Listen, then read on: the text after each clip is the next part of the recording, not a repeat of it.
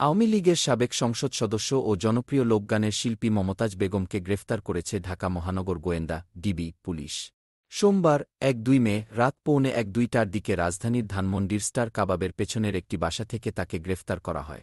বিষয়টি নিশ্চিত করেছেন ডিবির যুগ্ম কমিশনার মোহাম্মদ নাসিরুল ইসলাম। তিনি বলেন, গোয়েন্দা তথ্যের ভিত্তিতে অভিযান চালিয়ে আমরা মমতাজ বেগমকে গ্রেফতার করি। তার বিরুদ্ধে আইনশৃঙ্খলা বিঘ্নকারী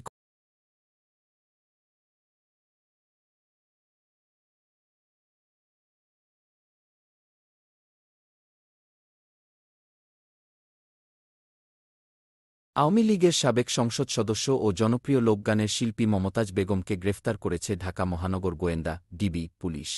সোমবার ১-২ মে রাত ১:১-২টার দিকে রাজধানীর ধানমন্ডির স্টার কাবাবের পেছনের একটি বাসা থেকে তাকে গ্রেফতার করা হয়। বিষয়টি নিশ্চিত করেছেন ডিবির যুগ্ম কমিশনার মোহাম্মদ নাসিরুল ইসলাম।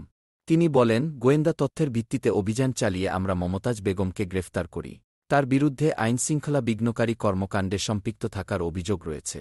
তদন্তের স্বার্থে এর বেশি কিছু এখনই বলা যাচ্ছে না, তবে তাকে যথাযথ প্রক্রিয়ার মাধ্যমে আদালতে তোলা হবে। এ বিষয়ে পরে বিস্তারিত জানানো হবে বলেও জানিয়েছে ডিবি এই কর্মকর্তা।